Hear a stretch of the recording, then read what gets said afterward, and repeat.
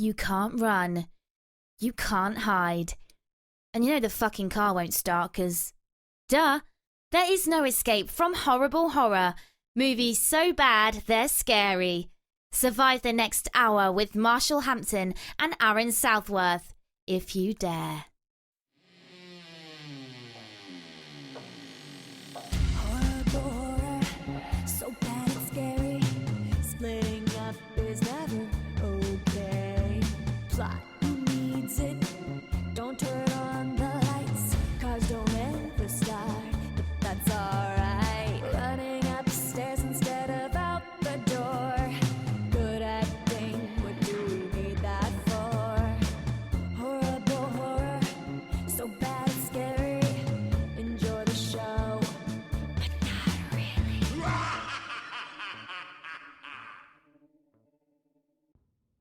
What's up, Moon Goons? Welcome to Horrible Horror, the podcast where we watch the worst of the worst in horror movies. Movies so bad they're scary. I'm your host, Marshall Hampton. Today, with me as always, my co-host, Mr. Aaron Southworth.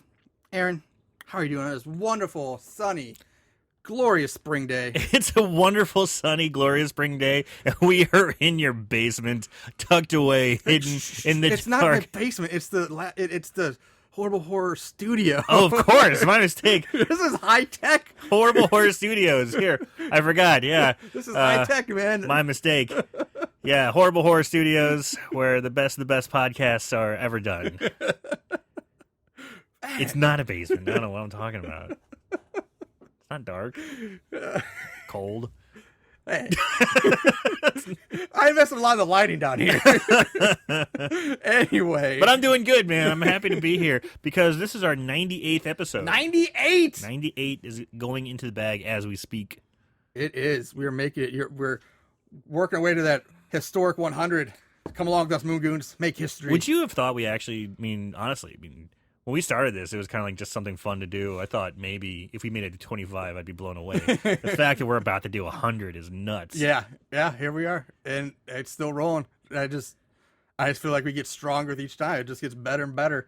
But that's besides the point. You don't want to listen to us, ramble Jerk each other on, off jerk a little bit. You're not here for that. Yeah. And if you are, then you have some issues. Yeah.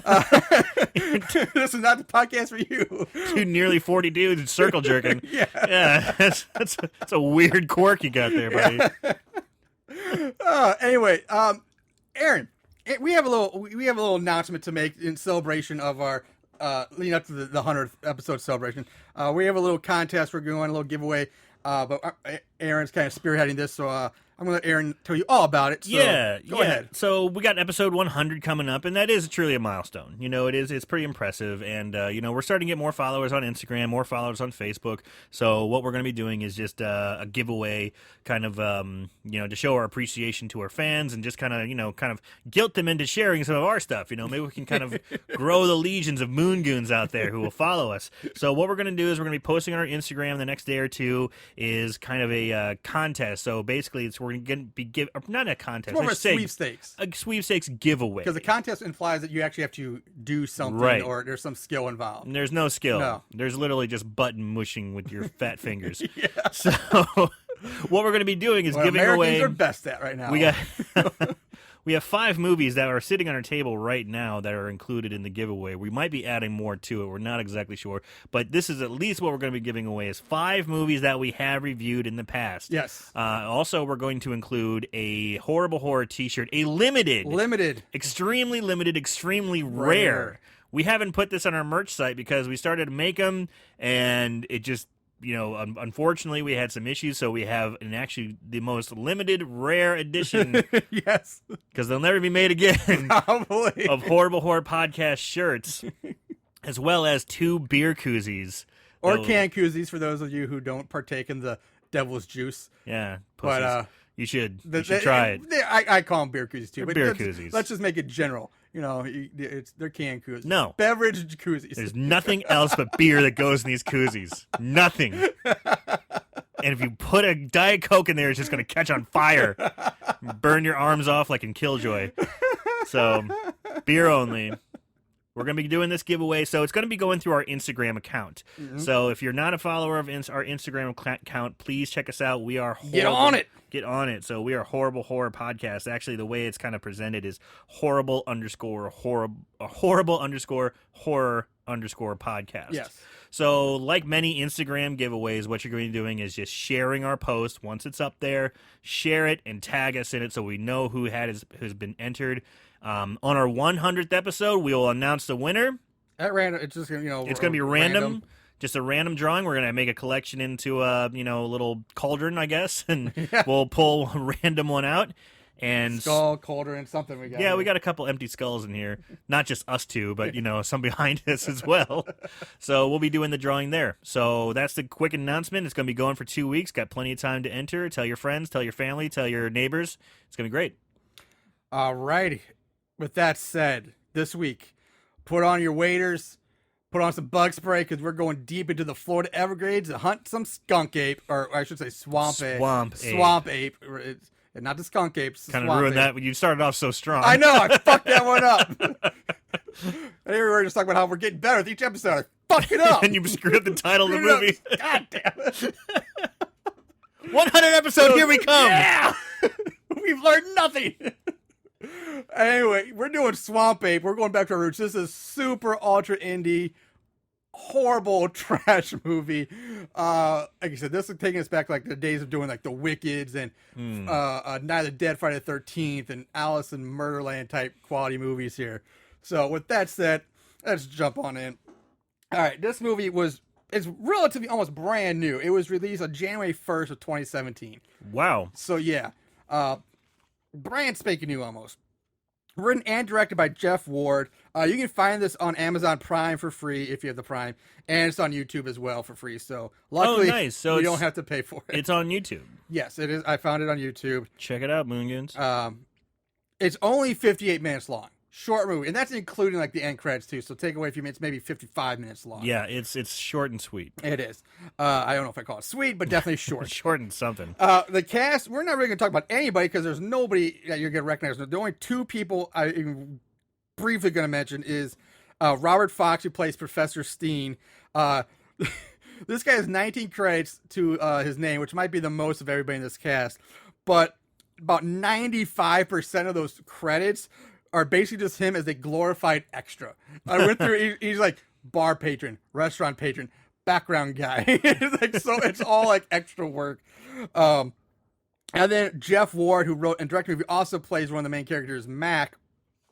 Now, he does have 14 credits as an actor. Again, nothing worth mentioning, except for here's in movies like Two-Headed Shark Attack.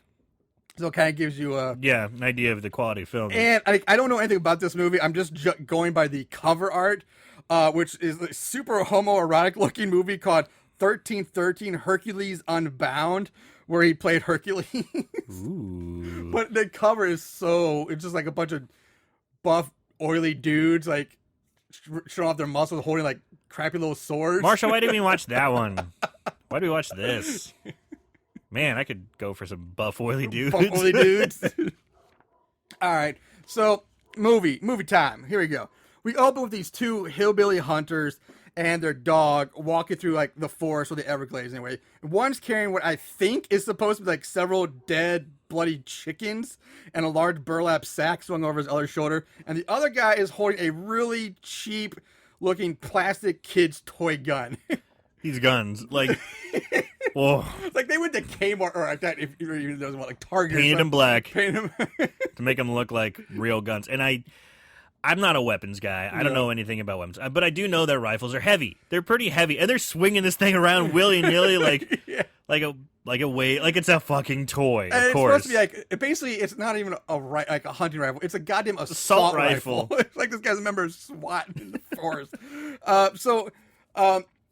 So basically they've been out hunting the vicious wild chicken that's so famous in Florida apparently, which I'm obviously making fun because I've never seen people go hunting chicken. That's not some people hunt turkeys. People hunt turkeys. Yeah, but these are like white, like leg eating chickens. Classic farm chicken. Yeah. So they head onto some reservation of some tribe that I can't even pronounce. The dog breaks free of its leash and takes off running. They chase it down to the water side. The dog is now swimming. Dog sprints right into the water. Mm-hmm. Quick mention here: dog, best actor in the movie By far. the best. By far. Man, he knew his lines. He knew his direction. He didn't. He knew his like placement. Blocking. Yeah, he's perfect. Yeah, Duke the dog was the best. Yes, Duke Escobar. Well done. So they chase the dog down, and he's in the water swimming, and he gets grabbed and taken under by a large, hairy creature, and all we see him for now are the arms. We just see arms. After a short moment, the body of the dog floats to the surface, which looks nothing like the dog we just saw. It's basically... The original dog is like a nice golden retriever, blonde hair, really pretty fur or coat, but this giant hairball that plops to the surface. Looks like a sofa cushion. It's like this dark brown blob. Plops to the top. The hunters open fire on the general area of the water. No, shoot it! And then just start boom, boom, boom, boom, boom, Holy boom, boom. shit! Are these gun effects just laughable at best, but abysmal nonetheless? And one of the hunters is firing, like I said, he's firing his assault rifle, and the other one pulls out a pistol, because, all hunters hunt with a pistol instead of a rifle. That's the weapon of choice. And by the looks of it, this guy's never held any kind of pistol or any guy in his entire life. Yeah, I've never seen anybody hold a pistol this way. The way he's holding it is he's trying to hold it with two hands, but not both hands on the butt or the handle. He's trying to hold it like you would like an actual rifle, assault rifle, yeah. like one He's hand holding underneath the the barrel. It's like, who holds a gun that way? Are you an American? I mean, I'm not a big gun guy, but I know how to hold a fucking gun. I've seen enough action movies in my life to know you don't hold a gun like that. What in the blue fuck are you doing? Shit. So now, all of a sudden, there's the one only time this happens in the entire movie. For some reason, the screen, it just suddenly becomes like a red filter. It goes red. Everything goes red. Not like a blackout, only red. It's like they just put a red filter over the lens and shot the movie. Everything's red. Makes zero sense. The hunters unload all their ammo into the water. Once they run out of ammo, one of them rushes out into the water to retrieve the body of the dog. And now the dog has gone from basically a brown couch cushion to a large stuffed animal that looks like you would win at like a shitty carnival game or something. So, yeah, that's what we got. So the hunters, they're kneeling over the dead dog. They're trying to figure out what could have killed it. What happened? And we see this large shadow, and we hear sounds of twigs breaking. Hunter 1 turns around, sees the creature, but as an audience, we don't see it. Hunter 1's killed. Just boom. Blood splatters across the face of Hunter 2, who he turns and screams, and he's killed as well. Screen goes red again. It doesn't even go red. It just goes roll opening credits and title card. Now, we cut to some beach. Like, I guess, Fort Lauderdale. Who the fuck? It's some beach Florida scene. beach scene where Troy, one of the main characters, is playing beach volleyball, and he gets a text that says he's late, so off he rushes. And we cut to Troy entering the classroom of Professor Steen, where Steen is giving two other students, Lily and Carl, to sign. They're trying to get him to sign permission slips for some class research field trip this upcoming weekend. Steen tells Troy that he's going to fail, but he's such a nice guy. He's going to give him one more chance. And he's the classic dick professor. I'm the professor, and I'm going to absolutely hold your feet to the flame to make sure that you pass. You want to graduate, young man, you better do what I say. Yeah. And and I think I did better acting than he did. I know I had a note later in my my notes about this, but I'm going to bring it up now so we don't have to worry about it later. I don't know about you, but every time I saw this guy, Professor Steen, and listened to him talk and his look, all I'm thinking about is like he's like a somewhat chubbier Andy Kindler. If anybody knows who that is. Andy Kindler is a kind of famous comedian. He's known as a comics comic, but he's very influential in the comedian comedy world, and he looks and sounds like Andy Kindler. And oh my god, I wish Andy Kindler would have been playing this role. It would make movies so much better. I don't know who Andy Kindler is. I can't believe you don't know who. I figured all you would know who he is. God damn it! Well, there goes that reference. Sorry, man. Some of the listeners have to know who Andy Kindler is. Well, now I'm intrigued.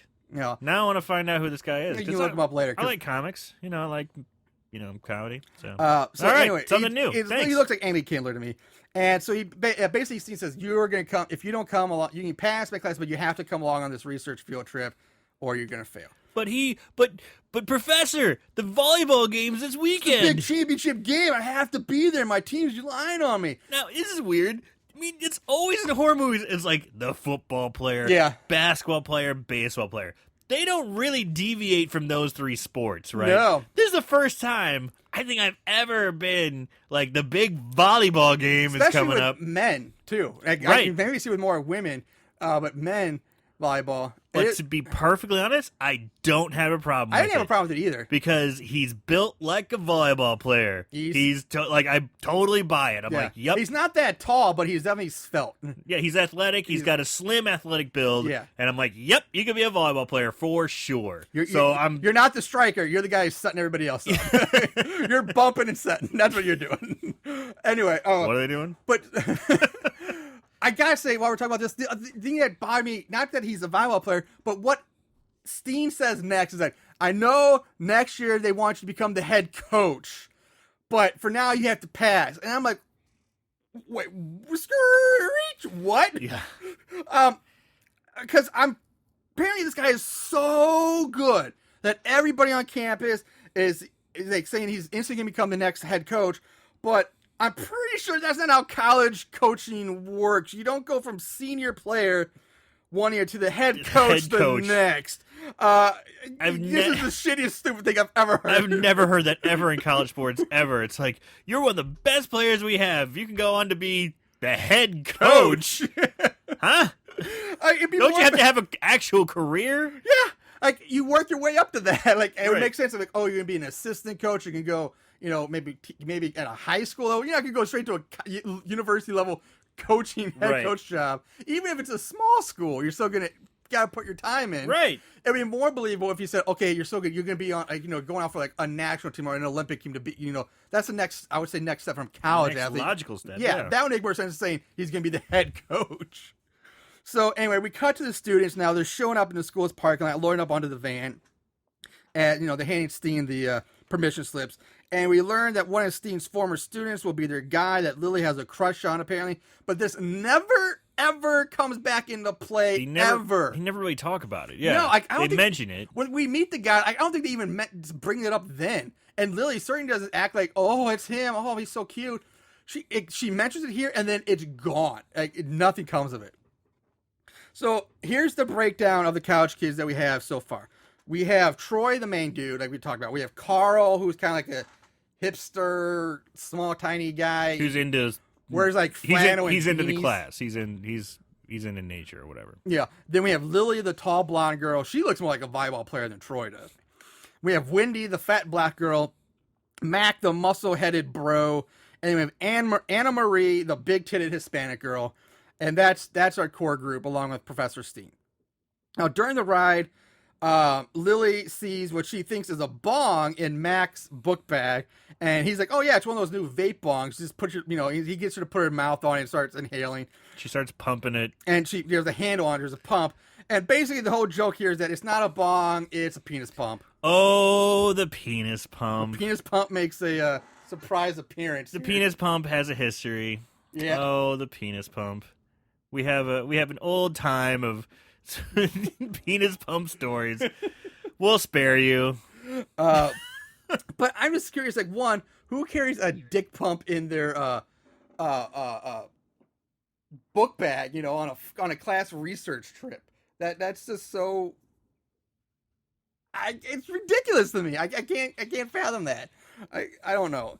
Anyway, so the van pulls into Buffalo Tigers Airboat Tours and Gift Shop. And first, what the hell is a Buffalo Tiger?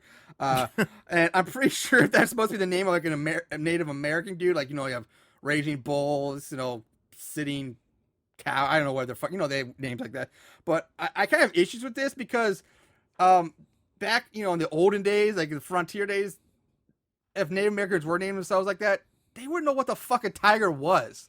We didn't have tigers in America. No, we didn't. Like, nobody would be named Tiger that's Native American. Right. It doesn't. Buffalo, yeah, totally get that. But Tiger, nah. No.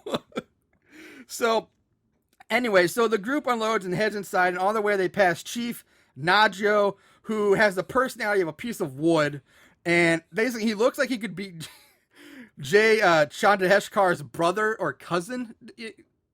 Yeah, I mean, maybe. He looks like a heavier version of the guy from Super Troopers. Nah, I didn't get that. Really, I did. No. Like that's the first thing I thought of. Like it's the Super Trooper guy. No. Only no. this guy is way less talented.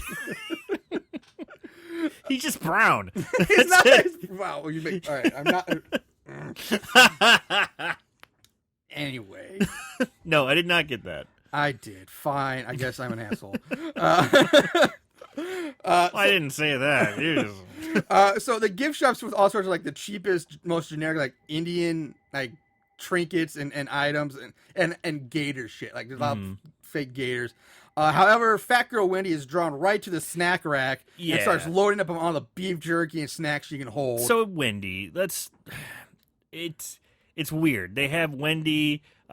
She's African American and heavyset, and she is just absolutely obsessed with food. Yeah, and she's not that big. I mean, she's fat, but she's not big. like precious fat. She's not precious. Yeah, fat. and she's not like so fat. I mean, she's pretty thick. You know, pretty darn. Yeah, she's got a gut and she's kind of thick, but she's not like off the charts fat. But they're really, really, really pushing her as this food obsessed wacko. All these characters are basically very stereotypical. one-dimensional. Yeah, very one-dimensional. There's no character development. All Wendy's character is basically about food. Yeah. Every time we see her, she's eating, talking about food, or denying. She's like, oh, I guess I can take a cheat day. Like she's trying to diet or do yoga, but she's always stuffing her face with food. And then they give Mac the bro, and everybody's one-dimensional or even zero-dimensional. Some have no person. There's no point to them at all. Right. So they also make a point to make sure that we as an audience know that Lily is on her period and thinks now that Troy is cute. So now she's moved on from whatever guide, the guy, to now Troy is her new crush. Her new beau. Yeah. Boo. So Babe. Steen goes out, he goes to check out and gets a lecture from the chief about not being able to camp around here this weekend because it's the blood moon and all the local tribes will be holding some sort of like Indian gathering or something. And then Steen just blows him off, tells him that, hey, this piece of paper says it's from the state. It says I have clearance, so stick it up your ass. We're going. This scene with Steen, I'm just, I hate, like, he did a good job of me thinking, what a dick. Because he's just got this, he's short, this gut, and he's just so self-righteous, and this guy's like, hey, man, you probably don't want to camp there. He's like, we said we can camp here. Hey, look at this paper. The state says we can go. And I'm just like, those types of people, that type of attitude, sometimes just want to slap the fucking shit out of their face. When I see yeah, that. of course. So he did well there. Yeah. And on his way out, he calls the students minions. He's like, minions, follow me. God damn it. So now we get several like B-roll shots of like tourists on airboats and gators in the water. Your real stock footage crap. Now the group meets up with Ranger Steve, who carries a child's BB gun with him.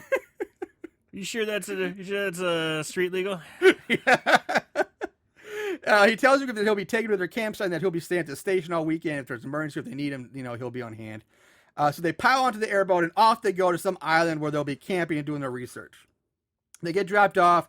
The group notices that no one has cell phone service. So blah blah blah. Except for one. Yeah, but it gets ruined. It doesn't fucking matter. But they still tried to explain it, and it's funny because they say they don't have cell phone service, and later on in the movie when it's nighttime scenes, you can see like houses in the distance with lights on. I was never gonna bring that up later when we got to nighttime scene, but yeah, we're supposed to be out in the middle of the Everglades, in the middle of nowhere, very isolated. But now you can clearly see like city lights through the trees. And even fuck, I mean, even I don't care. I'm just gonna talk about it. Even when they go to their campsite, it's actual cabins with electricity. Yep. And again, it's not that isolated. It's not like you're roughing it. You got cabins with electricity and air conditioning. Yeah. Shit. Yeah. And they have a nice little porch swing on their cabin, too. They did not do a good job of explaining away cell phone use. No, they didn't. It's like, oh, we don't have cell phone use here. Okay. That was it. That's all you got. Yeah. So Steve's like, hey, you know what? There's a radio in one of the buildings, and Field, their guy, will be here soon. Now, basically, we're just going to skip ahead to the guys entering their cabin. Carl and Mac get into a fight over the bunks because they're fucking 8 years old, apparently. Which, I don't know why they're getting a fight over the bunks, because the one bed is clearly like a queen. Massive. It's like a queen-size bed. but they're fighting over who gets the stupid little twin bunk. I'm like, fuck that, take the bunk. I want the big one. Right. It's like, I want the top bunk. I want the top bunk. God damn it. There's a huge queen size bed like right there. Or at least a double or whatever it is. It looks much nicer than like a stupid bunk. Yeah. Shitty bunk bed. Exactly. So next we just cut to all of them down by the lake. Troy suddenly has a machete that's like in a cardboard sheath, which just makes it look even more cheap than it already does. Like, really? I just carry the thing around without this cardboard on it. It's so stupid. It's ridiculous. So Mac and Troy decide to go for a swim. The girls suddenly their panties just get wet as soon as they take off their shirts. These dudes take off their tops and the girls they have to go change their panties already because now Mac is in shape. Like he's the bodybuilding muscle-headed bro guy. Sploosh. And Troy, I mean Troy's not out of shape or anything, but he's muscle-wise. He's not he's just much slimmer. chiseled or toned. Yeah. But the girl's like, holy fuck, my vagina just exploded in my pants. Mac's got it going on. Yeah. So now they also decide, hey, well, so they're like, oh, well, let's strip down too so we can tan. So now they're whatever. Meanwhile, Fat Black attempts to do yoga in the background. Wendy. Yeah. Mac, who apparently anyway, so they go. I'm sorry, I can't even, this movie's so nothing in it makes sense. It's awful. Mac is in the water swimming, and he gets out of the water to start like juggling like, oh, I'm gonna throw you in, He's trying to play grab ass with the girls, and he picks up Carl, and he throws him in. The thing I found funny is that he goes into the pool, the water, the lake, but when he comes out of the lake, he's wearing his shoes. I thought they went into the water with their shoes on. Did they? But that's still ridiculous. Who swims in their shoes? Well, that's asinine. That's just bad. And that's how you get like foot rot and shit. Anyway, so he grabs Carl, throws Carl in the water. Carl starts freaking the fuck out, screaming that he can't swim, even though the water is barely waist high. I mean, everybody else is standing, and it's water up to the waist, and he's like screaming like a bitch. Like, just stand up, dude. Well, he's flopping, he's struggling. Everyone runs in, and he says something pulled me under. He's like, I don't know, I just something pulled me down. I don't know what it was. You don't remember that? Yeah, that's like that's the big reason, because everyone's like, what's wrong with him? What's going on? Let's go help him. Well, he's also saying, I can't swim. He's yelling that out, but too. Like you said, you can stand, but he's got pulled under. Okay, all right. But that does make sense because during this whole exchange, we get some really, really fast shots of some large, hairy creature also in the water spliced into it. But for some reason, again, nobody sees this like giant 6-foot hairy monster that would apparently only be like a few feet away from them in the right, like open as lake, splashing around. Yeah, it's so bullshit. So anyway, Carl's helped out, and Troy and Mac, they get into a really shitty looking fight, which is quickly broken up by Theo, who's like, Mac, go get firewood. It's stupid. The writing and dialogue in this movie is pretty awful. I will say that. It's not great at all. There was some, to be perfectly honest, there was some pretty decent zingers that, what's her name had? The tall blonde. When she was talking Lily was talking about Theo exploring here. It's like, he can take a dive into my marsh any day. Oh yeah, he can go exploring my he can go see my moist environment anytime he wants. Like, it was kind of funny. It wasn't too bad. Swamp, yeah. I don't know. And one was like, damn, girl, do you ever bathe or something like that? Because she's talking about her crotch being all swampy and so. But I didn't think to be fair, I didn't think the writing was that bad. I mean, don't get me wrong, the delivery was a little something desired. Maybe that's what it wasn't. That it was delivered so poor that made me think that writing itself was bad. I didn't. Yeah, I mean, sometimes the delivery was good, sometimes it wasn't. But I don't think it's the fault of the writing. I think the writing itself was. Don't get me wrong, it's nothing that's going to blow you away, but it's a lot stronger than I think you're giving it credit to. Okay, fair. So. I'll give you that one. You could very well be right. It could just be that the acting was so lackluster. It wasn't great. Just ruined it. Mac apologizes to Carl before he and Troy go off to get firewood. We hear something in the brush, moving around in the brush, and want to know what the Theo's like. Hey, it could be anything, a boar, a deer, bear, panther, whatever. Don't worry about it. Mac and Troy, they make up, they talk it out. And then Mac's like, hey, you can head back to the meeting. And Troy's like, no, I'm going to sit here and wait out the rain a little bit more. But it's so ridiculous because, seriously, Mac gets up and leaves. Like, Troy's like, oh, I'm going to sit here and wait for a few, wait out the rain. Mac gets up and leaves. Less than 10 seconds after Mac gets up to leave, Troy stands up to leave. So what happened to this waiting out the rain part? You didn't give enough. They just should have changed it. They Yeah. just should have changed it to something like, no, man, I'm just going to sit here and just chill for a minute. That's all you got to say. Yeah, or, So I guess I wanna or chill just for a say, minute. I'll be right behind you, because don't even say I'm going to wait around, Yeah. because I'm going to sit here and chill for a while, so it means he's going to stay a while. He literally waits less than 10 seconds to get up and follow Mac. So, again, like I said, we just saw Mac leave seconds ago, and now, somehow, when next time we see Mac, he has somehow managed to change clothes entirely, along with a few of the other kids. Everybody's changed clothes except for Troy. Yeah.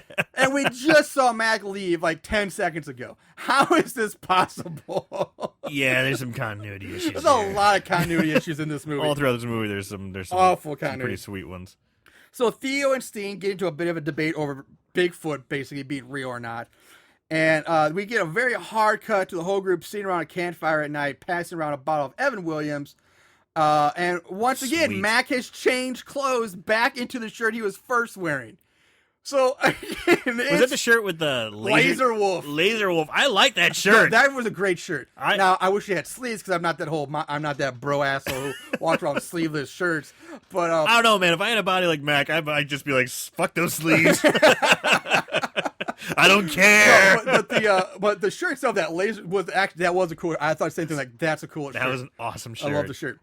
But yeah, so he goes from Laser Wolf to his other shirt back to Laser Wolf in the matter of like 2 minutes. Right. Theo starts telling them some story about the Swamp Ape. It's boring, has no bearing on the story, on the rest of the movie. It's Of course silly. it does. How does it? It's just him telling it. Yeah, Well, when I I mean, was it 6, just- I it- thought I saw it, and nobody believes me. It tells the story. I mean, of course it does. It has bearing on the story. He's really into Swamp Ape. He's really into this. He believes it's out there. He's one of the only people who's just like, yeah, it's out there. It's there. I mean, yes, he's telling it in a scary campfire situation, but it definitely plants the seed that it's out there. Yes, it has bearing on the story. Well, we already know it's out there. I mean, all right. The campers don't know that, but now they do. Now they're like, oh man, maybe there's something out there. So they're involved. They're aware that it's out there. It's not like it's a big surprise or more of a big surprise. It's been planted. It's been there, and later it has development to the actual character that tells that story. Okay. Damn it! All right, Aaron, laying the law down. Laying it down. I like it. All right, we skip ahead to Theo. He heads into his cabin while the rest of the guys decide to go try to scare the girls in their cabin. And this is where I meant to know. Okay, we'll skip. We already talked about the lights in the background of city lights, so we'll move on. Yeah. which you see city lights a lot. Yeah. and later we'll talk about it later. But The next morning, they're all gathered around Steen. Tells them that did they do the girl scare part where they go to scare the girls? yeah, that's what they just did. That's actually one of my favorite scenes in the movie. Okay, well, they go ahead and talk The about reason I like the scene in the movie, the guy's like, hey, well, yeah, they're like kind of bonding, fine, like, okay, yeah, I'm sorry. Hey, guys, let's go scare the girls. It'll be fun. And they're like, okay, let's just go bang on the doors and make some noise. When they go to scare the girls, they see through the window that the two blonde girl and the brunette, the Hispanic with the giant titties, woo, she is hot. Yeah, she is. So they're talking and they're taking off their clothes and like, oh, wait, let's just watch. And so they're all watching at the window. Just when they're about to take off the tops, Wendy's big fat ass comes and stands in front of the window and starts talking to her like, oh no! And then she walks away and they have oversized T-shirts on. Yeah.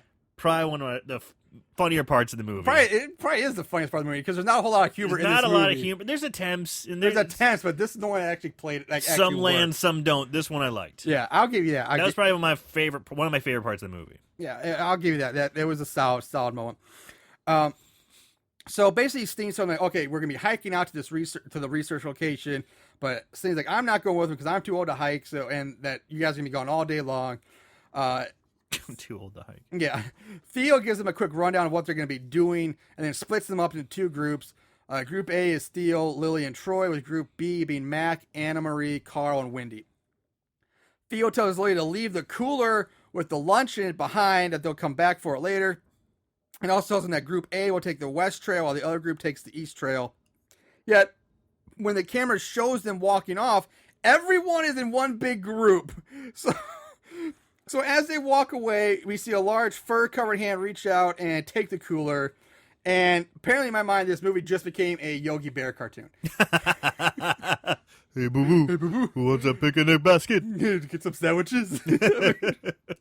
So we cut to Lily and Troy. They're alone. They're talking while marking trees and taking samples. And then all of a sudden, Carl pops up, followed by Wendy, and Theo's nowhere to be seen, by the way. This is so and weird. And this is so much for these groups. Because, Yeah. goddamn, they write this shit into the script, and then less than a minute later, They're all together again. They're all together. They forget all about it. It's like, what the hell? Yeah, that's pretty bad. That is shit writing. Like, that's just, come on. Like, Well, it maybe just the makes dialogue isn't such a badly written. The definite story premise is like the development, because you group go that way, you go that way, you go that way. That would you separate them pretty well, and Yeah. as soon as they do, they're just back instantly together. Exactly. Instantly. I mean, it's not even like, okay, there was like Mac and Anne Marie talking, and all of a sudden Carl and Winnie pop up there, because that would make sense. They're in the same group. But no, you have two different. It's just stuff like that really bothers me. Because It grinds your gears. It does, because that's easy stuff that can be fixed in a script that will make things. Little things matter. Little things make things better. Like fix that and fix that shit. Yeah, and that's easy. That's free. That's what I'm saying. That's a free fix. Yeah, exactly. It doesn't You cost obviously you a don't thing. have a big budget, but So- this you can fix. We're back with Anna and Mac. She goes off to pee. And we have mentioned that she's got the big tits and she's the hot one, but I have to say that this girl, she is thick in all the right places. Yes. She has great looking tits, an ass that won't quit, and some damn nice legs too. I mean, she's wow. I mean, she's good looking. Like, I'm actually really surprised we haven't seen her in like more low budget indie horror movies, because she's got the great look for it. Maybe we will. Maybe she this is. was released in January Yeah, a few 2017. months ago, so maybe. This could be her foyer. Anyway, she walks off. Max pulls out Axe body spray I from love his it. bag. I love it. Just covers himself in this. And we also see in his bag is the dick pump as well. I love it. As soon as she walks away, he's like, yeah. For a minute, I thought he was going to be pervy and like follow her and watch her pee, which I'm like, come on, man. But luckily, he just whips out the Axe body spray, which might be just as bad. Yeah. Come on. That's douchey bro 101 right there. It was pretty awesome. And he carries the dick pump into the woods with him on it. You're like, why? You never know. Talk about trying to always be prepared. Jesus Christ. So, after a very fast cut to Theo, who is using Lay's potato chips as bait in a trap that looks like a cheaply made shark cage. Now, we have to talk about this trap. All right, the door. First of all, the gate or door to this cage, which like raises straight up, is being held open by a little stick. Like a 3 foot, not even a 3 foot No, it's twig. like a 2 foot, It's like yeah, a 2 twig. foot twig. This cage is like 6 feet tall, but like I said, the stick is only holding the door up about 2 feet off the ground. So if we're supposed to assume that this trap is meant for the Swamp Ape, who is basically a giant Bigfoot, there's no fucking way this thing's gonna work. Just he'd have to crawl to get some sweet potato chips. So this giant creature had to belly crawl underneath the twig to get to this little bowl of potato chips. Just like it's just like a snack size It's a snack bag. snack pack portion. Which we see another snack bag. It's like they went to like grocery stores, bought one like those variety packs with like 20 little bags of chips. What kind of creature is this? It lives in the woods, deep in the swamp, and fuck feasts like- upon Lay's potato chips. Yeah, fuck like, meat, like raw Right, meat or right. something. I was getting some Lay's potato chips. Even something cooked or Lay's potato chips. Why don't you put some Sprees in there? Some Jolly Ranchers. Some Starburst. Yeah. They smell like fruit. Fuck. That's so weird. I know. I was like, what the fuck? Not even like a sandwich, a Lay just Lay's potato chips single serving. For a 6-foot beast. Anyway. That was pretty awesome. Can't get over it. Sorry. Marshall's got a face and the I sillies. got the giggles. So Lily, Troy, Carl, and Wendy, they show up. They all talk for a bit. Theo grabs a camera mounted to a tree to review video footage. And by the way, the camera is like this little Sony HD camcorder that's only being held on a tree by one of those like snake tripods you can buy like at a Walgreens or something. And first of all, there's no way that this camera would have stayed up on that tree in the wild and elements. It would just fallen off. Like, it really would have. And not to mention that the camera itself would have been damaged or completely just broken from rain and humidity. It's not an actual like trap camera that you see like real researchers use for wilderness tracking. It's just like, Yeah, I didn't mind that so much. I get, though. but it's like, so they they go off to watch the footage, and while Wendy steals a handful of those sweet Lay's potato I chips did like that. from the bait bowl before joining the others. I did like that. That was kind of funny. On the camera, they see the Swamp Ape looks like he's throwing a temper tantrum, and then they hear some noises, and they just run off to see what it is. Fat Winnie falls behind. She gets separated. Well, she just straight up leaves. No, not yet. That's later. Oh, yeah. They all rush up on Anna and Mac as they're about to kiss because Anna got scared by a raccoon while peeing, so they screamed. So now they're all back together again, except for Wendy. Remember this fact. Because I shit you not, the very next shot, we see Troy, Theo, Carl, Lily, and Wendy walking down a trail, and Troy says, "Oh, look, there they are," and the camera cuts over, and Yes. we see Mac and Anna walking towards them from the opposite direction. Yes. How fucking lazy are these editors and script supervisors? That's pretty bad. That was like the worst one. I was like, wait a minute. They were all just together. Now they're separated, walking towards each Yes. other. In the next shot. At this point, I'm thinking maybe they're intentionally fucking up, thinking, like, but I don't think these filmmakers are smart enough or talented enough to pull this off intentionally. They make But they're not going that way. Who knows? Maybe they are, because there's some other parts where I'm just like, what the fuck? Yeah, it's like, is nobody like rewatching this and paying attention? Are they like the editor just fell asleep while doing this. Is this Andy Kaufman-esque? Am I just missing it? Like, is it just something so subtle that it's just going beyond me? Yeah, that's what I'm saying, but I don't think like Joaquin Phoenix kind of moment or something. Huh? So they all end up back where Lily left the cooler. Seeing that it's gone, Wendy starts whining like a bitch because the sandwich. I want my sandwich. Seriously, that's what she does. It's ridiculous. Well, that's her character. But it's so You hate bad. whiners. You really hate whiners. It's just like, first of all, I don't think a woman her age would whine that much. Like nobody, like a kid, I get that. I understand that, but she's a college age kid who's whining about a sandwich. Nobody would do that. I'd be like, oh fuck, I was, they'd be like, okay, damn, that sucks. Sandwiches are gone.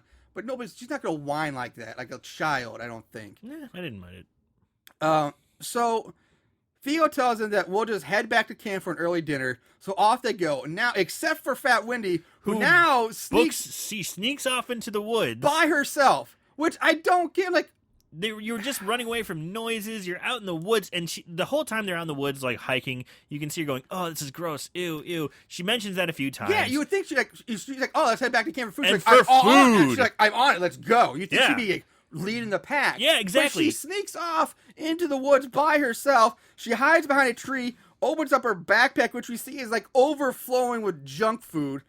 And we go back to the others. Theo realizes that Wendy's missing, so he sends Mac and Anna back to find her. Meanwhile, Wendy's just shoving copious amounts of food down her gullet. And now we go to Ranger Steve. This movie is like Tourette's and like short attention span theater. The cuts are so fast. It's like almost seizure inducing because it's changing so quickly. So Ranger Steve, he's hanging out with the chief. Steve gets a call from Theo over his radio that's saying Wendy's missing. So he's like, all right, out. He grabs his kid's BB gun and he heads out on the boat. Okay, I know we mentioned BB gun. This is supposed to be a rifle. It's It's supposed to be a proper, like, 22 or something like that. It's a fucking BB gun. Now, there's a short scene of Mac and Anna giving up the search for Wendy. Like, well, she's not here, fuck it. So they can start making out. Like, all right, fuck Wendy, let's just go at it. We go back to Wendy, who's still eating junk food. The Swamp Ape comes up behind her, scares her, but instead of killing her, he takes her backpack full of snacks. Now, seeing the Swamp Ape go through her bag and toss her precious junk food around pisses Wendy the fuck off, because you don't mess with a fat girl's food. You do not fuck with a fat girl's food. I don't care if you are the mythical, legendary Sasquatch, Bigfoot, Wendigo that has been talked about from cultures from the beginning of time. Now you're actually seeing it for the first time, but it took your fucking Edelman's donuts. Yep. Fuck that shit, and she punches him. She makes basically the worst decision of her fat life. It's insane. She throws a large rock at Swamp Ape, hitting him in the head. This, of course, pisses Swamp Ape off, so he goes over to Wendy. It approaches her, stands in front of her. Still feeling the fury of 1,000 hells, she decides to punch Swampy in the face. Again, not the smartest move to make. Unbelievable. So it's fucking Bigfoot. Yeah, And you know what? Take my donuts. I don't care. Not Wendy. Yeah. No. So Swampy takes a page from Jason Voorhees' Manhattan Playbook and with a one semi-swift motion just punches Wendy's head clean off her shoulders. Off. Now, I will say I love how cheap and shitty this effect looks. Maybe it's because we're 37 minutes into a 58-minute movie. Yeah, when something happens. Finally something happens. That I was just so glad to finally see a death, but Yeah. I did catch myself smiling at this god-awful effect. Me too. I kind of liked it. Now, before we go on, we have to talk about the Swamp Ape costume, because now we've seen it. And seriously, the list goes on and on about how shitty this thing looks and all the things you can say about it. For one, it looks like something that was bought at like some seasonal Halloween costume shop. In the South with no budget. You know, Yeah. like... or maybe the director's parents were getting rid of their old 70s shag carpet, and the director's like, hey, I'll take it off your hands. Right. Plus the chest and the ass look like they just took like a piece of like a hefty bag and like stuck it on there. It's really bad looking. So we cut to Mac, go back to Mac and Anna, who are still making out, but now have stripped down to their underwear. They get interrupted by Swampy, causing them to take off running. They hide behind some tall weeds and brush, and this is when Anna spots Wendy's freshly decapitated head covered in a swarm of flies. Her crying gives them away.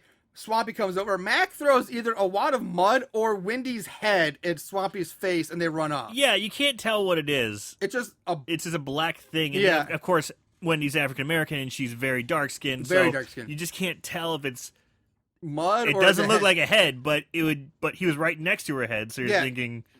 I'd like to think it was her head. Me Like, too. I would like to think that too, but you just can't you tell. You can't tell. So, so now they run into a pit of quicksand. They do mention quicksand earlier in the show. They do. But Anna starts to sink. Mac tries to help her, but Swampy shows up.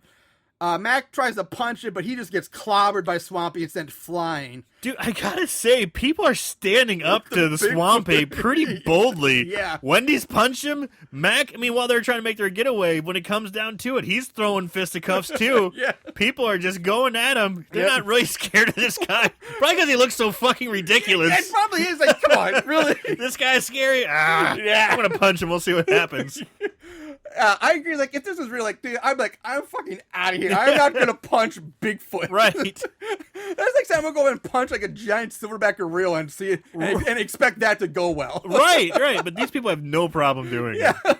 Especially when it comes to donuts. God damn. So, like I said, Swampy just like sends Mac flying as Anna sinks below the surface, basically drowning in the quicksand.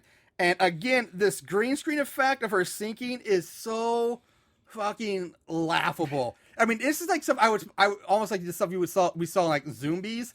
Only that was actually a better quality movie, surprisingly. But like, it's really poorly done. But at the same time, there's a charm to it that I kind of liked it. Yeah. It's not that long too. It's a pretty quick shot. It's the quickest quicksand sinking ever. It's like, It's not even like tangible sand. It's just like this straight water. yeah, just straight down. So we cut to Ranger Steve in his boat, and we see Swamp Ape's head rise up out of the water and go back on like a submarine's periscope. And then he pops up a few shots. So Steve pops off a few shots from his BB gun, and that is the dinkiest looking scope on it. Like this scope is like maybe 3 inches long, like maybe 5. Pretty bad. It's awful. And then all of a sudden, Swampy just flips his boat out from underneath him like it was a plastic children's toy. Oh, because it was a plastic children's toy. And it sends Steve flying up into the water. But again, this is so fast that if you blink, you'll miss that stunt. Which I'm sure was intentional to cover the fact that it was a plastic children's toy. It was a children's toy. And I guess When it cut- was like a G.I. Joe on the boat for good men to be They seen. just cut to the scene. And this boat is just a toy, and they quickly boom, they flip it over. Like you might as well just see somebody's hand and they're just like flicking. That'd be better. I'd love to see him see actually saw a hand go. Whoop. Ugh. So Steve starts swimming for sure, but here comes the rubber alligator. It's with red eyes. With red eyes. Because it's full of rage. So the alligator bites Steve and takes him under, or really I should say it bumps into Steve and Steve dives under the water. And red blood comes up from underneath. We go back to the camp as the sun starts to set, and we get a series of super fast cuts going between Theo and Troy talking, and then back to Mac waking up face down in the mud. He gets Mind you, sorry to interrupt, but mind you, we only have about 15 minutes left in the entire movie. Yeah. So there's a lot of stuff they packed into the last 15 minutes. Yeah. So hold on to your butts. It gets real fast. Here we go. Yeah. So he gets up. He starts trying to dig into quicksand for Anna, but it quickly gives up. He spends like less than 20 seconds attempting to find her. Like, all right, I'm out of here. You only got 15 minutes. We're on a tight schedule here, people. So we go to Steen, who he's come across Ranger Steve's dead body because why he would be out there at the water's edge looking for it makes no sense. But he finds by a line on his shore and he takes the BB gun and runs off. Steen runs into Mac as he runs out of the woods and in his whitey tighties and his boots. So the rest of the movie, like Mac is just running around in his underwear with a backpack and boots on. Yeah. And the underwear started off tight, and in a couple, it's like sometimes they're just getting looser and looser. Like this guy's been running around in his underwear for hours, and his pants these things are getting ready to fall off. He's getting droopy butt. Yeah, exactly. These tighties aren't so tight anymore. So anyway, now we get a shot of Swampy standing in the dark, and goddamn, for a creature that lives in the Everglades with no toiletries or pleasantries, he has some amazingly pearly whites. His teeth are so white. I mean, they're nearly blinding how white his chompers are. It's insane. Yeah. Blacken those fuckers up, man. So it turns out Swampy has been standing in the open this whole time watching the group. Theo, they all see him. Theo's like, Lily, you got to slowly back up, get in the camp, but slowly. So she slowly backs away. Swampy charges like fucking Juggernaut here, knocks Theo aside with ease. Carl decides that he's suddenly going to become Ghost Rider, pulls out a length of chain from his ass. I don't know where this giant, like 8-foot length of chain comes from. He's got this like thick ass like zoo chain. Yeah, like fucking Ghost Rider, man. Yeah, just or starts. or the old '80s wrestler Hercules. Yeah. Wait, I don't understand. He throws it. It doesn't have a hook on it. No, he just throws it. He just throws this length of chain at him. It wraps around Swamp Ape's arm. And Swamp is like, yeah, whatever. And yanks it with such a brute force, and it rips Carl's arm off completely from like the elbow down. Rips his arm off. So Steen returns. Theo takes a BB gun from him and fires it at Swampy. And holy fuck, this sound guy really shits the bed with this one because they didn't even add the gunshot sound effect. You literally hear the puffing clicks of the BB air gun when it's fired. That's what you hear. So the bullet hits Swampy in the shoulder, and he kind of retreats for now. So the arm rip-off part, he's holding the length of chain in his hand. Yeah. He pulls it so hard, he must have the strongest grip on the face of the earth. Because if he's holding it with such tight grip that the grip doesn't break, and it takes his whole arm off, it's pretty damn impressive. Like, he doesn't have his hand wrapped around it. He's not glued to it. No. He's just holding onto it so tight. Just rips his arm off. God. So Steen and Theo get into an argument over what happened and whose fault this is, while Lily tries to cry and act upset and does a really bad job of it. Stop all this fighting. Theo tells them that they're going to have to walk across the lake at low tide to get back to safety, and that they have to leave Carl behind for now since he's in no shape to walk. So they carry Carl to one of the cabins, set him up in a bed, and Lily tries to feed him flaming hot Cheetos, which she says will give him strength. Because we all know that when you're on death's doorstep after having your arm ripped off, flaming hot Cheetos will help stop the bleeding as a cure-all. Dude, all you need is a bottle of Evan Williams. And flaming hot Cheetos. And flaming hot Cheetos. And this is such a weird scene. This scene's so weird because she does sits down next to him. He's bleeding out his arm. He's sweaty. He's like, oh, please come back to me. She's like, I need these Cheetos. She even says, these Cheetos will help you with the... Like, they'll give you strength. They'll give you strength and help you be brave. He goes, I'll be brave if you come back. She's like, eat the Cheetos. She starts mouthing feeding him flaming hot Cheetos. Oh, fuck, they don't even give him any water. No, so, like, now they give him a bottle of whiskey. He's missing an arm, bleeding out, and now he's got a burning mouth and tongue on top of it. This poor sap. And I love the fact that Carl's trying to hide his arm from view after it's been supposedly ripped off, but yet we keep seeing it in several shots. You clearly see his arm, like he's just like heads behind his back. It's so awesome. So they all leave, but Swampy shows up, grabs Lily, throws her over his shoulder, carries her off after swatting away Troy and Mac, so the guys go running after Swampy as they cut to the cage trap we saw earlier, and now Anna, we clearly saw drown in quicksand, is alive and well in the clearly saw her be submerged completely, is now pretty clean. Pretty clean for being she's a little dirty. A little dirty. But her hair and face are real clean for being submerged in quicksand. Still looking pretty fucking foxy to me. Exactly. And so, and also, for some reason, Swampy comes up and tosses Lily into the cage with her. And for some reason, Lily is now missing her shirt and pants.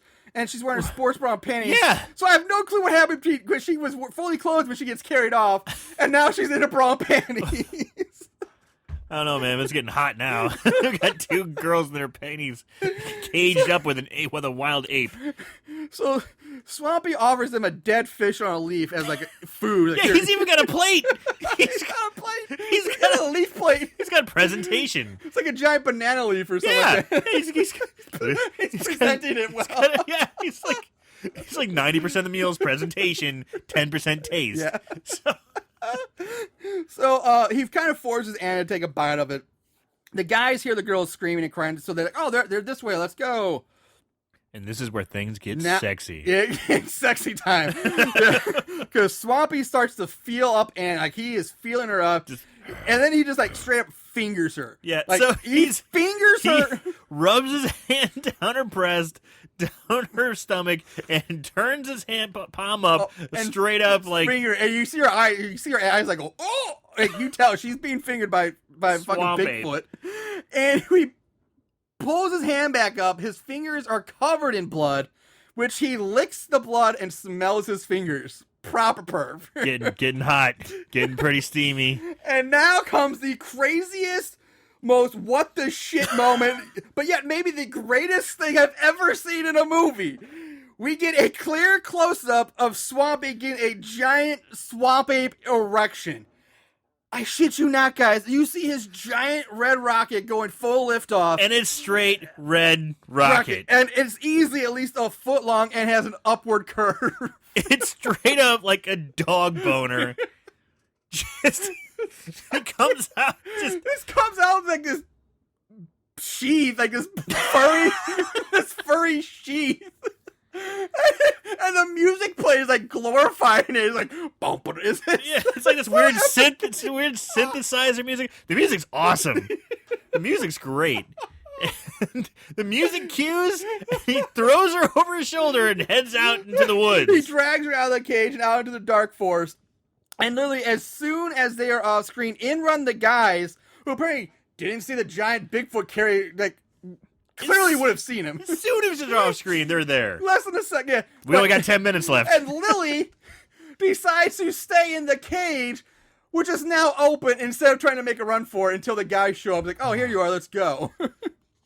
So we cut back to Swampy, who has now mounted Anna on the ground and is basically straight up trying to fuck her. Yeah, he's basically trying to rape. He's trying to rape rape her here. She's fighting back and manages to scratch across the eyes, and the old wrestling rake of the eyes maneuver.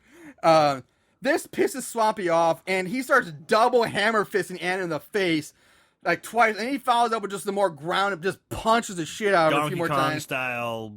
Yeah, that's like old school ape style. Like, and killing her, leaving her a bloody mess. So next, he finds Steen alone. So again, like I said, these cuts are super fast. There's no sense behind it. How he gets from one spot to he's just another. all of a sudden there. Yeah, like we haven't seen Steen in a while, and like where was he? Like it makes no sense.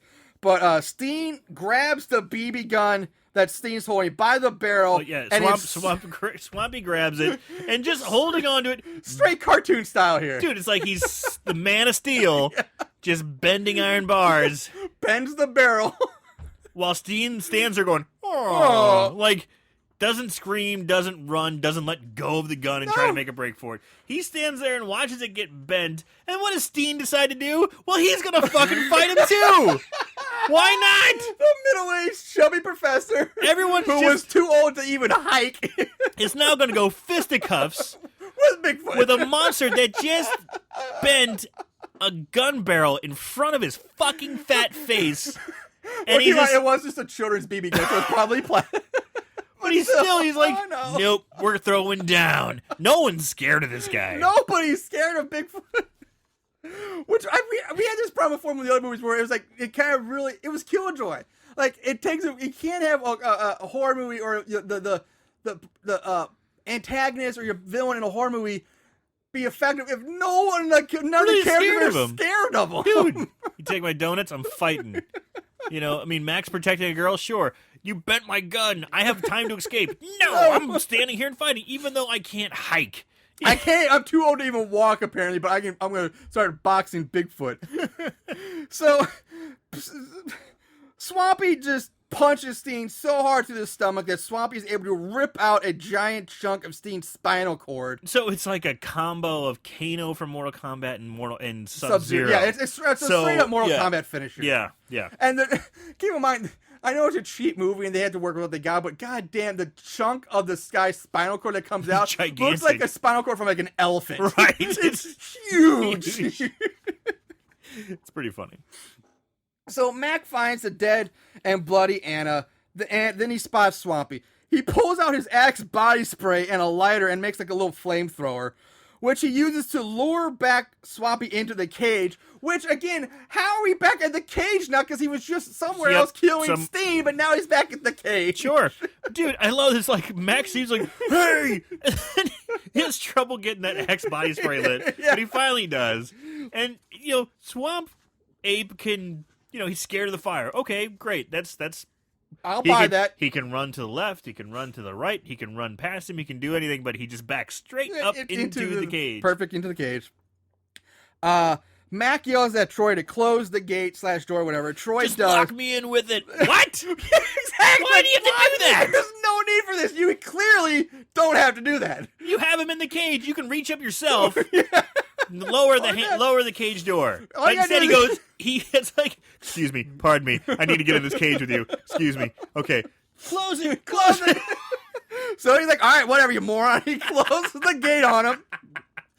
So, and then basically it just ends like there's nothing with like burning Swampy with a torch. Nope. Swampy's like, fuck it. Just beats the shit out of Mac, breaks his leg, then lifts him up, thrusting his head up through the bars of the cage, killing him, and then leaves him dangling there. Right.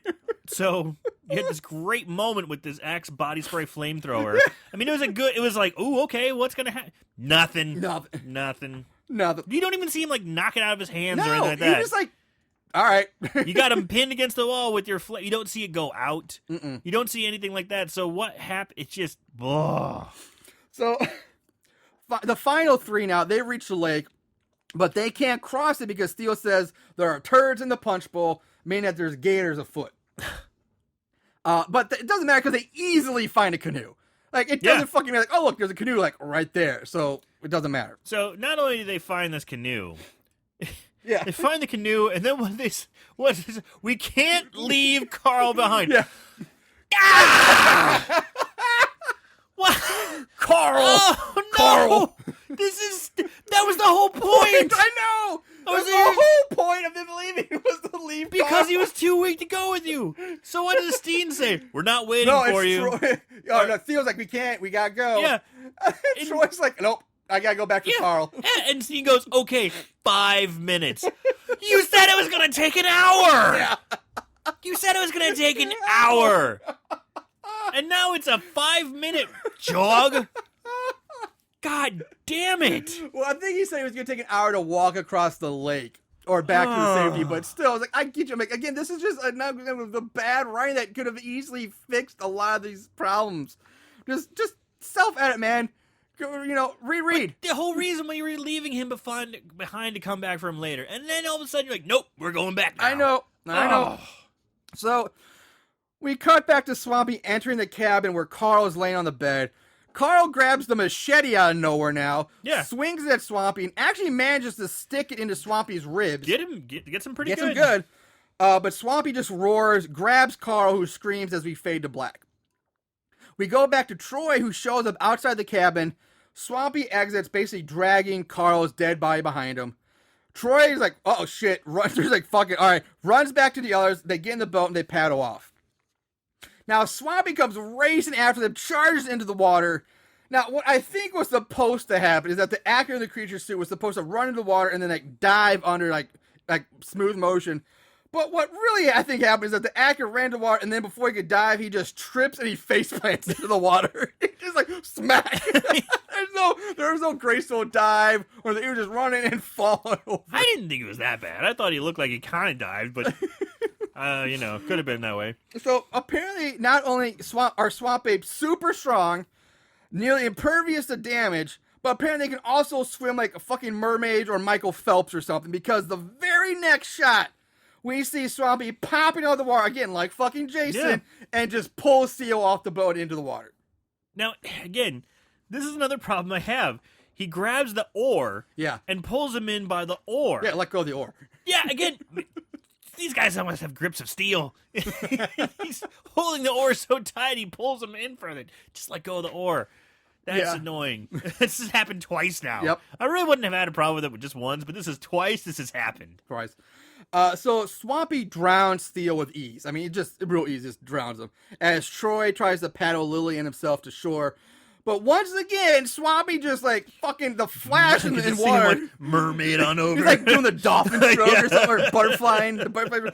And he just catches up to him and tips the boat over, and they have to swim forward as we see another rubber gator enter the water. With red eyes.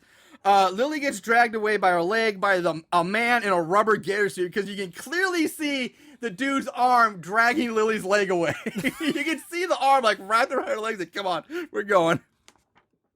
But the very next shot we see of Lily, she's now being held in Swamp Ape's arms.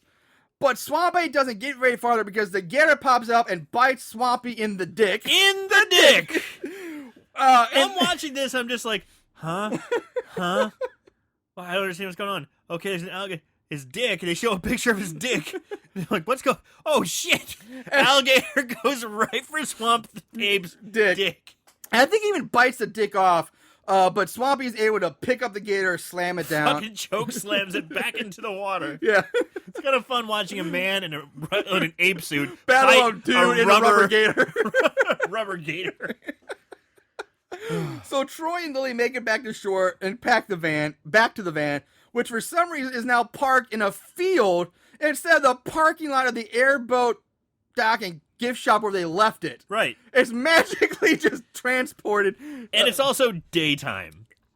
I mean, it's gone daytime, dusk, pitch black, all this time since like the 15-minute mark, the light just keeps You're totally on right. changing. You're right. It is totally daytime now. So Troy gets the van started. They drive off. And right when they think they're safe, wham! Swampy charges the fucking side of the van and hits it with such force that it causes the van's windows to shatter and crash into a tree. You mentioned Juggernaut before. This is a straight up Juggernaut move. I'm gonna say like T-Rex, like Jurassic Park or something like that. He's knocking into the. He smashes into it with such force that it smashes the windows up, knocks it off course, rendering the van useless. Yeah.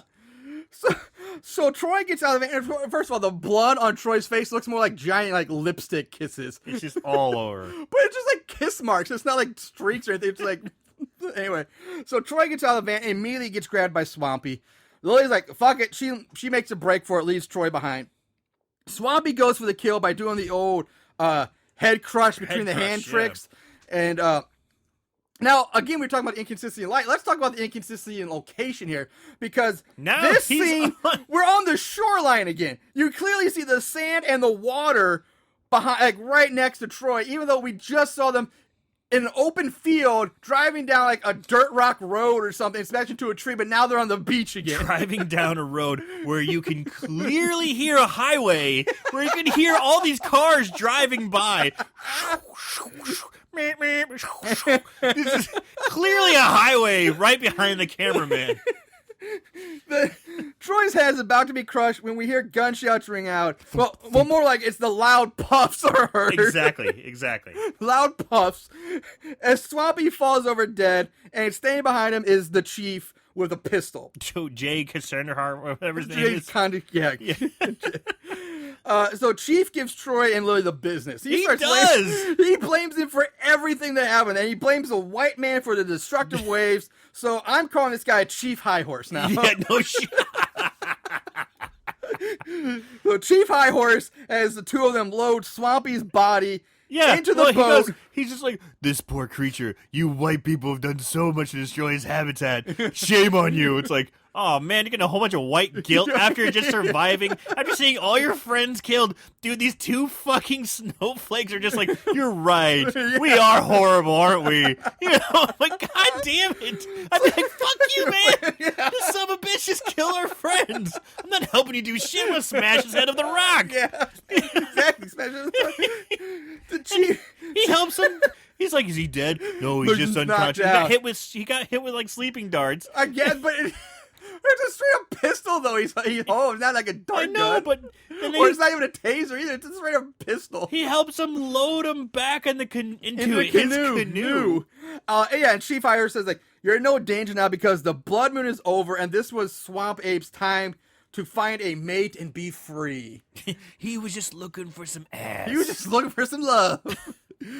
And you cock-blocked him.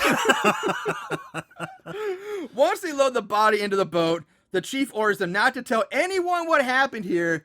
But I think that's gonna be a problem. I'm pretty sure people will be asking questions about the dead and missing college kids. You know, maybe their friends, family, the school looking for the missing professor and their students. The Swamp Ape semen all over the girl.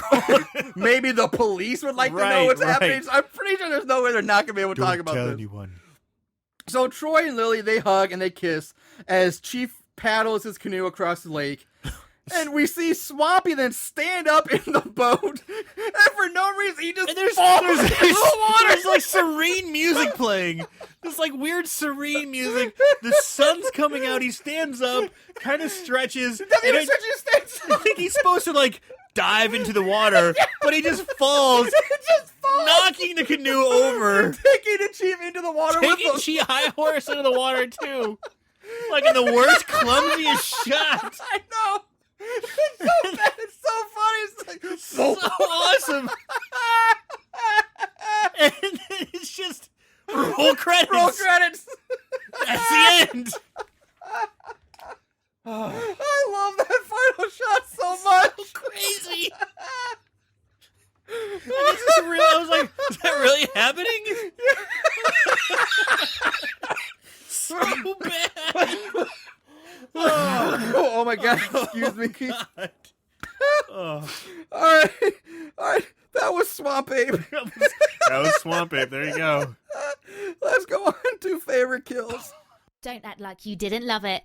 Favorite kill. All right. Oh. All right, take a breath. I'm trying. Oh. All right. Favorite kills. Aaron, what do you got? Oh my this god. week? I mean, the kills weren't too bad, honestly. I mean, it's so ridiculous. I mean, but I think my favorite kill was the first kill because we finally got the ball rolling. I would say Wendy was my favorite kill because that bitch wanted her Edelman donuts so bad she was fighting a legendary creature with her bare hands. And then she paid for it dearly with a right cross from hell that knocked her head off. Yeah. So, and the effect wasn't too bad. It was Bad, but in a good way. In Yeah. a good way. Good way, yeah. So that was my favorite kill. I actually agree with you 100%. My favorite kill was Wendy as well, just for exact same reasons Yeah. you said. So I don't need to touch base on that anymore. So that was nice and quick. All right, that brings us to odds and ends. Not only did they watch these films, they researched them too. Ugh, what is wrong with these guys? All right, starting off with ratings. IMDb gives it a 5.2 out of 10, which I'm very surprised about. Rotten Tomatoes, no results found, so no audience score, no thermometer score, nothing. And Amazon gives it a 2.5 out of 5. Plot keywords, surprisingly, nothing. Huh. Nothing there. Well, it is pretty new. It is still pretty new, but still nothing there. The panty lovers, you can have a heyday with this one. Plenty of panties. Plenty of panties. So I'm pretty sure that'll be a plot keyword before this is all said and done. This is going real fast. Trivia, nothing. Couldn't find anything for trivia. Yeah. Again, really new, really super low budget. But surprisingly, I did find the budget. Ho! So we get to play the budget game. They spent how much? The budget game. All right, budget games are coming. All right, Aaron, what do you think is the budget for Swamp Ape? Oh my god. The effects are laughable. Off the charts laughable. I mean, kids' toys used often and even for different scale shots. So we're talking super low budget. I mean, this could have been shot on. I mean, the quality of the film wasn't that bad. No, it wasn't. We've seen worse, yeah. So it wasn't shot on something like a bad piece of equipment. The sound wasn't good. Continuity, editing, all that shit was just gone. But part of me started to think this part of the movie. I can't tell. The costume's so bad. I know. But are they trying? I mean, I know. I thought the same things. Like, are they trying? Is this intentional or not? I don't quite know. I don't think they're smart enough to pull this off intentionally. I think but it's just it could bad. be. I mean, we don't know. That's what kind of makes. I don't know. All right, budget wise, obviously. Well, even if they were going for that, it still was a very low budget movie. And again, when we get this is the problem. We get these low budgets. It's really tough. So I'm gonna say $12,000. Not as bad as I thought you were going to be on this. You still didn't get it. Okay. But I thought you would go. I actually thought you'd go lower. Now the budget I found for this, again, take it for what it's worth. But what I found, $20,000. Wow. I was thinking 15, but I was like, it was in between 10 and 15. And I was like, I'm gonna go 12. 20,000 is what I found for this. Wow. Well, that's still very low budget. Still low, Yeah. but like I still higher than I thought it would be. I was stunned when I saw, like, what? Are you kidding me?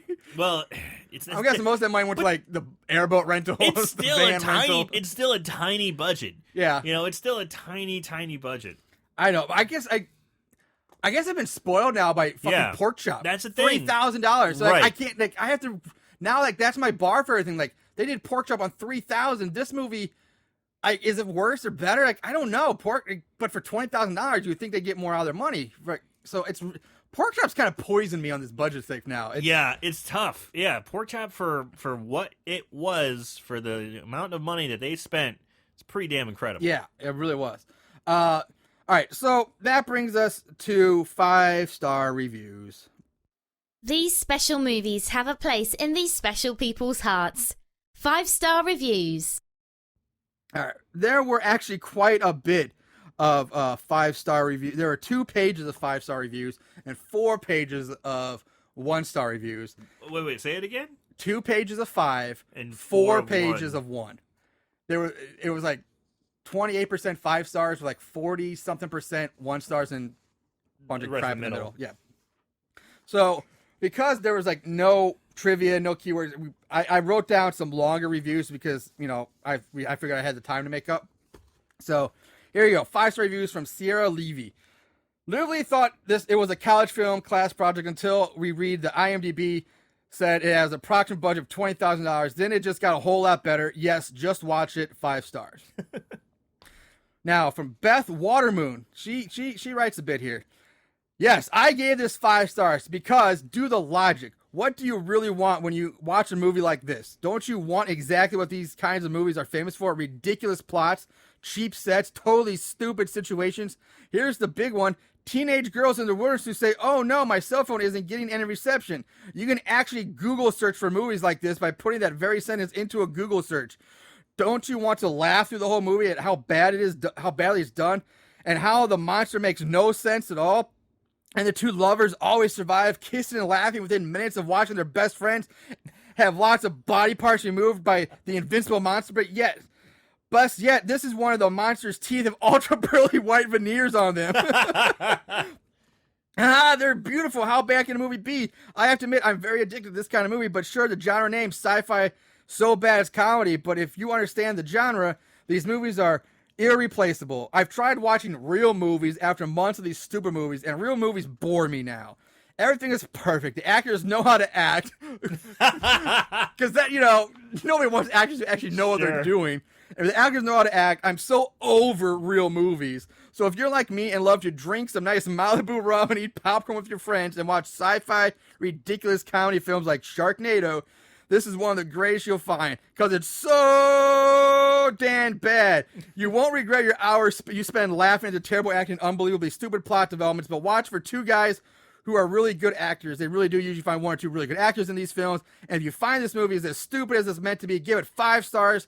So few people get this genre. 5 stars. Now, I don't know if I'd call this. I don't agree with a lot of what she has to say. I agree with it too, but I don't consider it sci-fi. Oh no, absolutely not. It's like a sci-fi original movie on the network, but it's not a sci-fi movie. Sure, this is definitely a creature feature. Yeah, definitely. Now, okay, this is the longest one of the two of the 5-star reviews. So from Matthew Snope. Now, this film is a treat.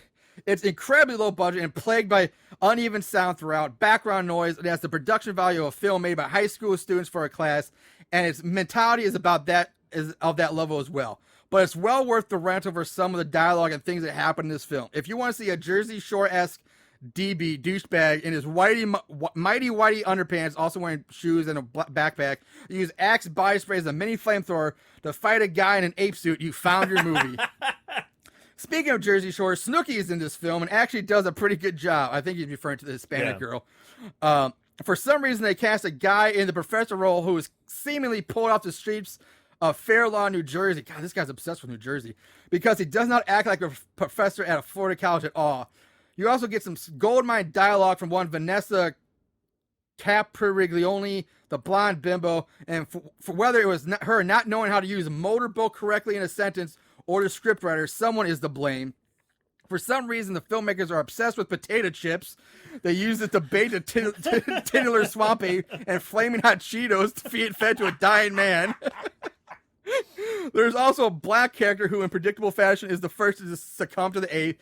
I think that this person who wrote the script knew he had to have a person of color in the cast, but could only make her into the nerdy, overweight girl obsessed with food as the peak of her complexity as a character before killing her off. The Swamp Ape is clearly a man in ape suit. The soundtrack is pretty groovy, featuring the finest Zombie the Band ripoff music they could find or make. There are fart jokes, scantily clad bimbos, and a Swamp Ape versus alligator fight that really must be seen to be experienced. I'm reminded of this film by William Bauer's book, We All Read as Freaks, or Read as Freaks, about his time trying to teach English at a community college in Gainesville, Florida, to students who amazed him with their utter dumbness. His students apparently made this film, but don't get me wrong, it's so bad it's good. It's a cult classic. I put it up there against Troll 2 or Leprechaun 2 as one of the worst movies ever made.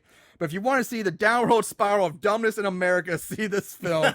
This is filmmaking and humanity at its rawest and most honest. 5 stars. Wow. That was a long review. So wait a minute. Is he saying this was a film, a student-made film? No, he was comparing it to, like, What he's saying is he reminded him of this book that this teacher wrote about how dumb his students are, and he's saying that one of those students wrote this movie. He's not really, but that's what he's saying. All right. Now, I did write this one down. It's a 3-star review. I find it a little weird. I'm going ahead and read it because I got nothing else to do. So, from Cassandra Morrison. Okay, time to invoke the low-budget filter, ignore what this movie doesn't have, and celebrate what it does have. An enthusiastic cast who start out a little wooden but seem to get into the swing of things as the story progresses. Moral principles to be inculcated. Don't lose your head over snack food. It's better to share with your friends. And if you're a female and it's your time of the month, stay out of the swamp during Skunk Ape's pond four. Altogether, this is an admirable early effort by all involved. I expect great things from the casting crew in the future. 3 stars. Now, the 1-star reviews are real pretty short. They're kind of funny.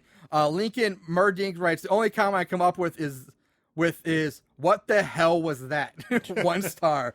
Dirt Fisher writes, okay. 1 star.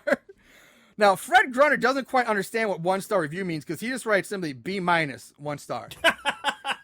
Wouldn't that be like a 3 or a 2? I think that'd be more like a 4-star. A, B, C. Yeah. Well, that's what I meant. I'm sorry. Like taking off 1 or 2 stars. Yeah. Now, Charles W. writes, I used to have ambitions of making the worst movie ever. After seeing Swamp Ape, I realized the bar for that is too high. The concept of the film is not bad. The execution is god-awful. What was it shot with? A Canon T3 using an internal mic and a kit lens? All that can really be said to the filmmakers is, hey, at least you made a movie. Please try harder next time. 1 star. And the last one from Amazon customer. The movie had all the potential for tits, but the tits never came. Turn back now. You've been warned. And it's titled No Tit Zone.